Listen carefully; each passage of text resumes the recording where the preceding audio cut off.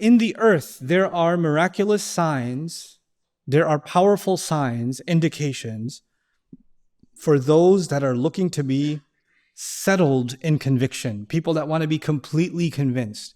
We know that the word for our faith is iman, but the word for certainty, you have absolute certainty, you're settled in it. That's why the word yakin is used. Yakin is used for absolute certainty. And that's why a phrase like aynul yaqeen in the Quran is because when you see something with your own eyes, then you have absolute certainty that it's real.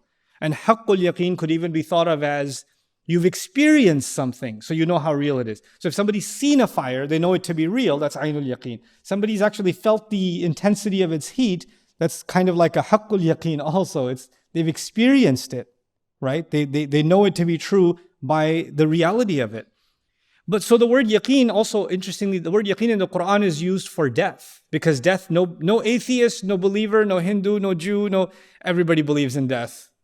Nobody says, you people, you believe are going to die. No, everybody knows we're going to die. There's certainty about that.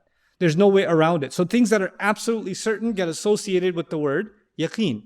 And so here Allah says, وَفِي الْأَرْضِ آيَاتٌ لِلْمُوقِنِينَ. In the earth, there are enough signs for people that want to get absolute certain conviction. In fact, the verb from it, yaqina, or yaqun al-ma, sakana, وَظَهَرَ مَا تَحْتَهُ. Like when water settles, and you can see through it.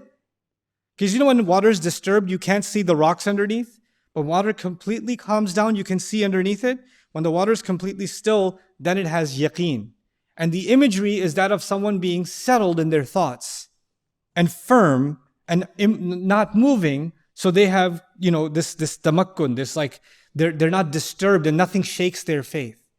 Now, the reason this ayah is or ayat like these are so important and so underestimated is because we think, when you listen to the ayat of the Quran, or you listen to the reminder, you listen to the khutbah, you appreciate the miracles of revelation, you will get yaqeen, you will get conviction, But Allah talks about another kind of conviction, not just the conviction that comes from listening to His words.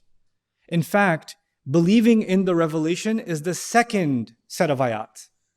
That's level 2. There's a level 1.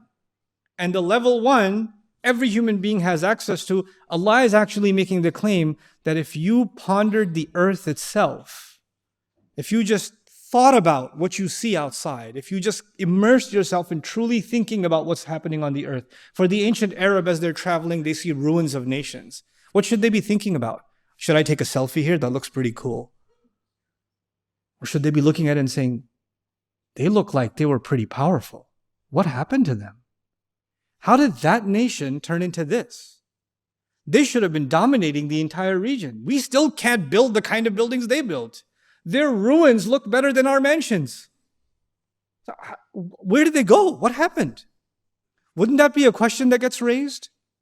It's not just, and we've been talking enough about nature and pondering on nature and how nature works, and all of that's there too, but even the signs of history on the earth.